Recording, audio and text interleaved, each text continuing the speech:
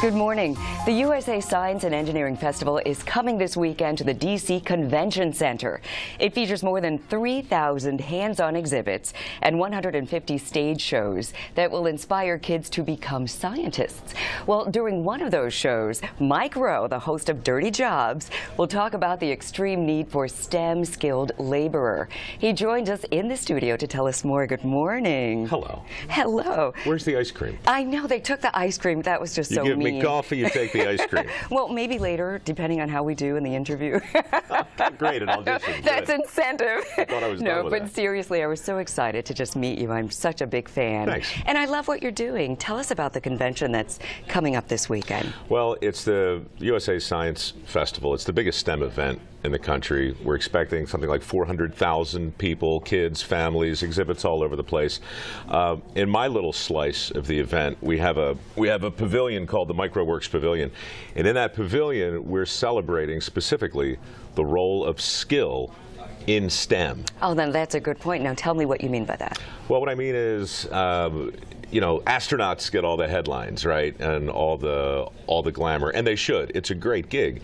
But if you're a kid and you want to be an astronaut and you pick up the newspaper and you look through the classifieds, you're not going to see any openings for astronauts or scientists. It doesn't come up too often. What people don't understand is there's a great opportunity to explore STEM careers through jobs like welding, even plumbing, steam fitting, pipe fitting, mechanical engineering, construction. Jobs you normally don't associate with science, technology, and math today are absolutely on the cutting edge. A mechanic, for instance, you open the hood of your car nowadays, you don't need a mechanic. You need a rocket scientist. Yes, for real. That's true. You know, so there's so many different ways to get into science, tech, engineering, and math. I just wanted to make sure we didn't forget the skilled way. Now, why you? Why did you decide to get involved personally?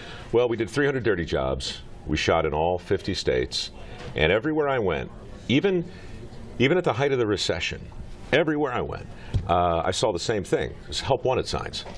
Even with record high unemployment, the guys I met, and the women, and the employers on Dirty Jobs all struggled with the same thing: finding people who were willing to learn a new and really useful skill and working their butts off. Mm-hmm. You know, I mean, it's old-fashioned, but showing up early, staying late, and retraining yourself, that's what's for sale today. Now, it's funny that you say that, because when you think about conventions like this, you think, okay, maybe they're just catering to kids and students.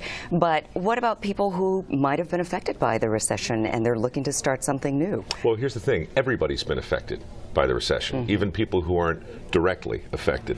So when you talk about the skills gap, when you talk about a shortage of skilled tradesmen, it's not just a problem for the employers who need them or for tradesmen who are out of work.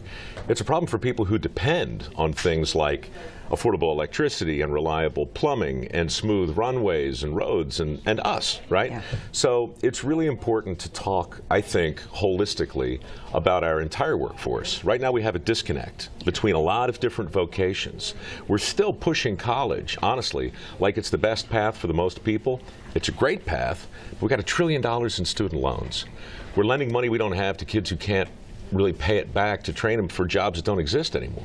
So we have to talk much more generally about all the options that are available. That's why the festival is cool. That's why I'm here, because you can get a soup to nuts look at everything.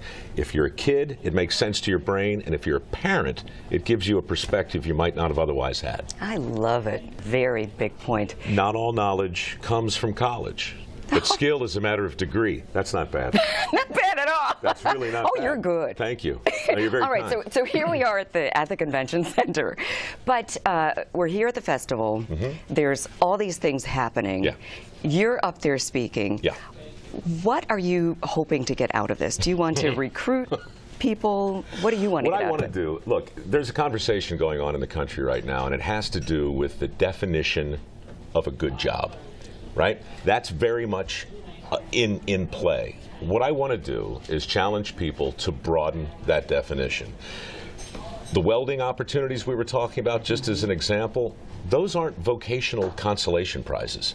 The big article in the Journal 2 days ago, the number of people welding in the country right now making $100,000, $150,000, $200,000 a year, mind-blowing.